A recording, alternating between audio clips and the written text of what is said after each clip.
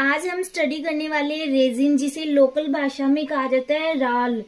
तो अगर सबसे पहले मैं इसके जनरल इंट्रोडक्शन की बात करूं रेजिन की, तो रेजिन एक प्रकार का चिपचिपा पदार्थ होता है जिसे कि पॉलीमर में चेंज किया जाता है। और अगर ये कहाँ से प्राप्त होता है, इसकी अगर हम लोग बात करें तो ये नॉर्मली प्लांट से प्राप्त होता है। प्लांट्स के पार्ट लाइक रूट है, बार्क है, स्टेम है, इनसे प्राप्त किए जाते हैं। रेजिन है वो मुख्यतः जो टर्पीन्स होते हैं उनके मिक्सचर होते हैं, उनके मिश्रण होते हैं। जैसे कि अगर रेजिन के नॉर्मल प्लांट की बात करें कि कौन सा प्लांट है, उसे जो पाइन प्लांट है जिससे कि रेजिन सबसे ज्यादा प्राप्त किया जाता है। अब हम लोग सबसे पहले इसका इंट्रोडक्शन नोट डाउन करते हैं। रेजिन एक टाइप के एक्सुडेट होते हैं जो प्लांट के डिफरेंट पार्ट्स लाइक रूट्स है, बार्क, स्टेम ईटीसी से एक्सट्रैक्ट किए जाते हैं। और रेजिन की एक खास बात यह है कि ये प्लांट्स को जो बाहरी आने वाले जो पैथोजेंस है उनसे प्रोटेक्ट करते हैं। ये एक नेचुरल फिनोमिना है। जब बार्क के अंदर इंजरी हो जाती है तो उस ट्री से इस टाइप का सीक्रेशन बाहर निकलता है जो गम के रूप में बाहर निकलता है। इंडिया में मध्य प्रदेश में गम का लार्जेस्ट प्रोडक्शन किया जाता है। Resin is obtained mainly from chir pine, Pinus roxburghii, which grows in the Himalaya region in Arunachal प्रदेश।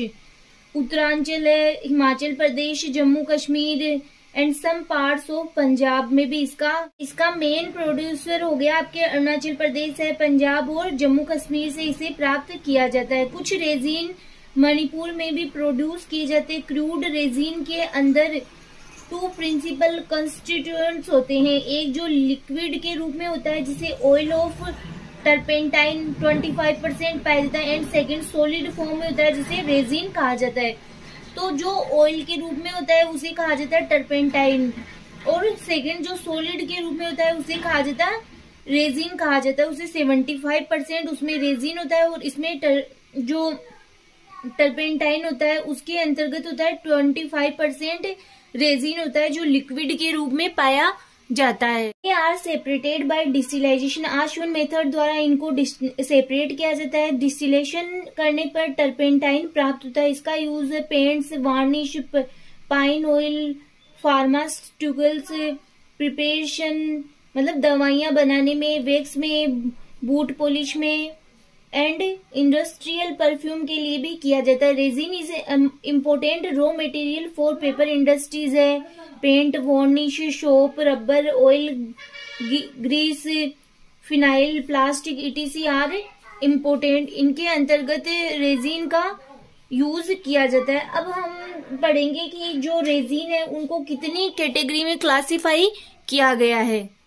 वहां तक नोट डाउन करने के बाद में आपको यहाँ से नोट डाउन करना होगा जिसमें आपके लिखा हुआ है कि classified into 3 categories of resin, जिसमें आपके हार्ड रेजिन है, ओलियो रेजिन है और गम रेजिन है। ये 3 टाइप की इसकी कैटेगरीज है, बट आपको इसके अंतर्गत इतना डीपली नहीं स्टडी करना है। अब हम इसकी प्रॉपर्टीज नोट डाउन कर। नेक्स्ट है आपके सोर्स ऑफ रेजिन। तो सोर्स ऑफ रेजिन आप चाहो तो नोट डाउन कर सकते हो, जिसमें कि हार्ड रेजिन है, ओलियो रेजिन है और गम रेजिन है। ये यहाँ पे आपके प्लांट्स के नेम लिखे हुए हैं और स्पीसीज के नेम लिखे हुए हैं कि कौन से प्लांट्स और स्पीसीज से ये प्राप्त होते हैं। और आप चाहो तो इसे आप स्किप भी कर सकते हो, छोड़ भी सकते हो। नेक्स्ट आप इसकी प्रॉपर्टीज नोट डाउन करनी रहती है। फिर तो प्रॉपर्टीज में आपके resins are transparent, resins are mostly heavier than water, ये वाटर से हेवी होते हैं। Resins are insoluble in water, water में इनसोल्यूबल होते हैं, जैसे गम है उसी प्रकार से रेजिन भी पाया जाता है। Resins are soluble in alcohol है, वोलेटाइल ऑयल है, फिक्स्ड ऑयल, ऑर्गेनिक सॉल्वेंट्स में ये क्या होता है सोल्यूबल होता है। Resins are electrically non conductive, ये इलेक्ट्रिकली नॉन कंडक्टिव होता है। Hard resin are solid and tasteless, जो हार्ड रेजिन होते हैं वो सॉलिड होते हैं और टेस्टलेस होते हैं, इनमें किसी भी प्रकार का कोई टेस्ट नहीं आता है। Oleo resin are viscous viscous liquids. अब विस्कोसिटी की अगर हम लोग बात करें तो विस्कोसिटी का मीनिंग होता है जैसे चिपचिपा है, तो जो ओलियो रेजिन होता है वो गाढ़ा लिक्विड होता है। फिर है आपके यूजेज, यूजफुल इन सोप है, oil, cloth etc., use in plastic, varnish, floor coating etc., protection in plants, used in production by cement, production of cements के प्रोडक्शन में भी इसका यूज किया जाता है। रिड्यूस्ड रेट ऑफ इवापोरेशन, ये जो इवापोरेशन की रेट है उसको कम करता है, रिड्यूस करता है। Used in perfume and incense industry, जो अगरबत्ती बनाने वाला उद्योग होता है उसके अंतर्गत इसका यूज किया जाता है, और परफ्यूम इंडस्ट्री में भी इसका यूज किया जाता है। सोर्स ऑफ रॉ मटेरियल, ये एक प्रकार का रॉ मटेरियल का ही सोर्स होता है। जब भी तो अब हम जो रेजिन है वो किसके अंतर्गत स्टडी करें, जो NWFPS उसी के अंतर्गत हम लोग स्टडी करें रेजिन को। इन फूड इंडस्ट्री में भी इसका यूज किया जाता है। Used in formation of wax, के फॉर्मेशन में भी इसका यूज किया जाता है।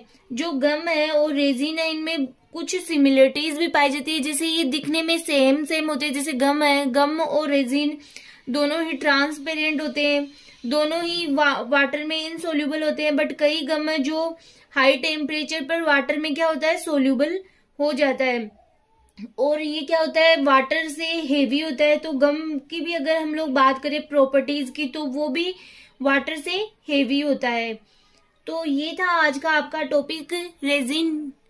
नेक्स्ट लेक्चर में हम नए टॉपिक के साथ फिर मिलेंगे।